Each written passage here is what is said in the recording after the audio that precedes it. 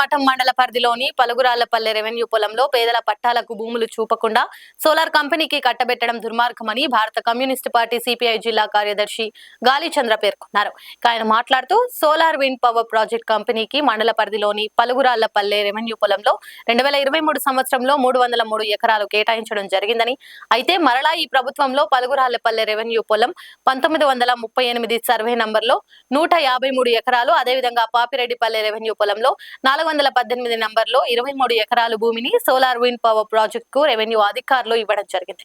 అయితే పలుగురాళ్లపల్లె గ్రామ పంచాయతీలో దాదాపు 101 మంది ఎస్సీలకు 2007 అసైన్మెంట్ లో అప్పటి ప్రభుత్వం వారు డికేట్ పట్టాలు ఇవ్వడం జరిగింది. నాటి నుండి నేటి వరకు రెవెన్యూ అధికారుల చుట్టూ, రెవెన్యూ కార్యాలయాల చుట్టూ కాళ్లు అరిగేలా తిరిగినా కూడా వారి పట్టాలకు భూములు చూపలేదు.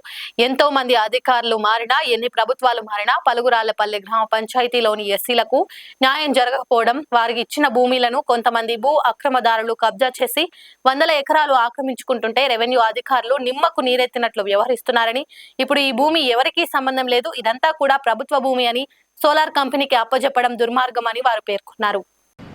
కడప జిల్లాలో మైదుకూరు నియోజకవర్గం బ్రహ్మంగారి మఠం మండలంలో పలుగురాళ్లపల్లె గ్రామ పొలం 1938 సర్వే నంబర్లో దాదాపు 153 ఎకరాలు, పాపిరెడ్డిపల్లె గ్రామ పొలం సర్వే నంబర్ 418లో 23 ఎకరాలు, అంటే దాదాపు 176 ఎకరాలు ఎకోరియన్ అనేటువంటి సోలారు ఎనర్జీ సంబంధించినటువంటి కంపెనీకి ఈ సోలార్ పవర్ జనరేషన్ కోసం అని చెప్పి ప్రభుత్వం కేటాయించింది.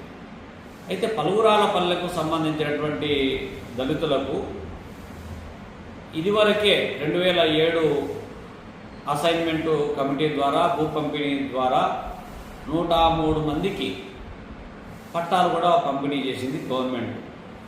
అయితే వాళ్ళకు భూములు చూపించడంలో కావచ్చు, లేకపోతే పాస్బుక్లు పంపిణీ చేయడంలో కావచ్చు, ఇవన్నీ చేయకుంటే వాళ్ళు మేము అసైన్మెంట్ కమిటీ ఆమోదమైంది కదా, ఈరోజు కాకపోతే రేపైనా మాకు పట్టాలు వస్తాయన్నటువంటి ఆలోచన చేస్తున్నటువంటి క్రమంలోనే ఇవాళ గవర్నమెంట్ చేసినటువంటి నిర్ణయం ఏదైతే ఉందో ఆ నిర్ణయం వల్ల 103 ఫ్యామిలీస్ భూమికి దూరమయ్యేటువంటి ప్రమాదంలో పడిపోయింది.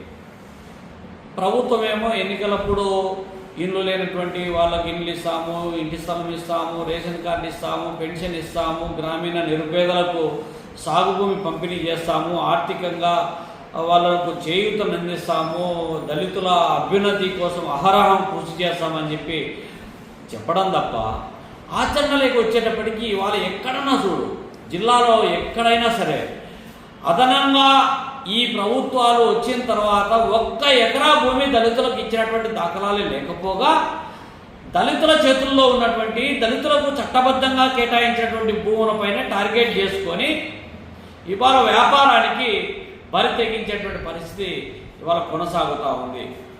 ఎక్కడైనా ఆధిపత్య కులాల చేతుల్లో ఉన్నటువంటి అసైన్మెంట్ కానీ, లేకపోతే డికేటి భూములు కానీ ఉంటే వాళ్లకు ప్రతి సంవత్సరము గుత్త చెల్లించి ఆ లీజు అగ్రిమెంట్ ప్రాతిపదికన సోలారు లేకపోతే ఇతర ప్రయోజనాల కోసం సేకరించేటువంటి పరిస్థితి ఉంటే, కానీ దళితుల విషయంకి వచ్చేటప్పటికీ ఎలాంటి నోటీసులు లేకుండా, ఎలాంటి హెచ్చరిక లేకుండా, ఎలాంటి పరిహారం లేకుండా, ఎలాంటి సహాయం లేకుండానే అడ్డగోలుగా భూములు తీసుకోవడం అనేటువంటి చాలా దుర్మార్గపూరితమైనటువంటిది. దీన్ని భారత కమ్యూనిస్ట్ పార్టీ తీవ్రంగా ఖండిస్తూ ఉంది, వ్యతిరేకిస్తూ ఉంది. ఒకవైపేమో మైదుకూరు ఎమ్మెల్యే గారు పుట్టా సుధాకర్ యాదవ్ గారు పేదల కోసం, అర్హులైనటువంటి పేదల కోసం నేను కృషి చేస్తున్నానని చెప్పి ఒకవైపు చెప్తా ఉంది. ఇంకోవైపు పేదలకు ఇచ్చినటువంటి భూములను, దళితులకు ఇచ్చినటువంటి భూములను లాక్కోవడం అనేటువంటిది చాలా దుర్మార్గపూరితమైనటువంటిది. దీన్ని మేము ఖండిస్తూ ఉన్నాము. దీనికి వ్యతిరేకంగా ఎవరైతే బాధితులు ఉన్నారో వాళ్ళతో కలిసి ఉద్యమానికి శ్రీకారం చుడతాము. దీన్ని కలెక్టర్ దృష్టి కూడా తీసుకొని పోతాము, అవసరమైతే రెవెన్యూ మంత్రి దృష్టి కూడా తీసుకొని పోతామని చెప్పి కూడా హెచ్చరిస్తా ఉన్నాం. లైక్ చేయండి, షేర్ చేయండి, సబ్స్క్రైబ్ చేయండి. మరిన్ని వీడియోల కోసం బెల్ సింబల్ పై క్లిక్ చేయండి.